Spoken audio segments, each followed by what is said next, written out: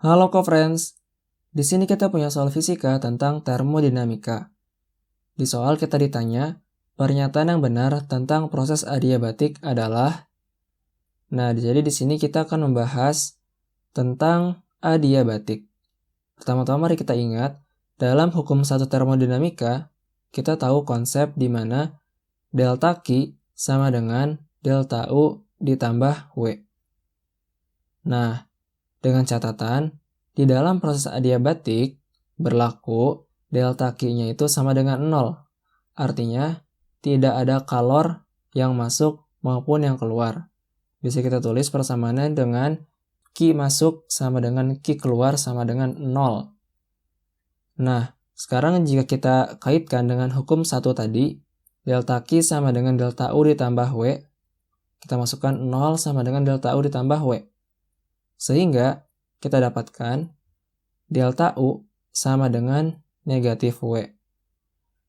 Nah, ini kita tahu ada kaitan antara usaha pada sistem dengan energi dalamnya, sehingga jawaban yang sesuai adalah yang E.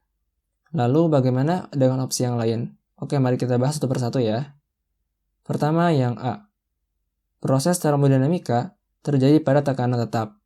Ini tidak tepat karena yang terjadi pada tekanan tetap disebut dengan proses isobarik, bukan adiabatik.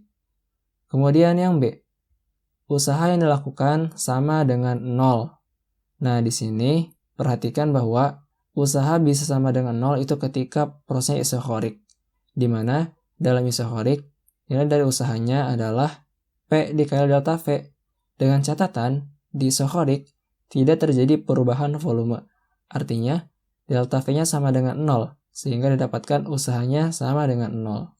Jadi ini bukan adiabatik. Lalu yang C, volume awal sama dengan volume akhir. Nah, ini adalah dinamakan dengan isokorik. Jadi tidak ada perubahan volume. Jadi salah ya. Yang D, sistem dapat melepas atau menerima kalor. Nah, ini tidak sesuai dengan tadi konsep yang kita bahas pada proses adiabatik, di mana tidak ada kalor yang masuk maupun kalor yang keluar. Jadi jawaban kita adalah yang E. Sampai jumpa di soal berikutnya ya.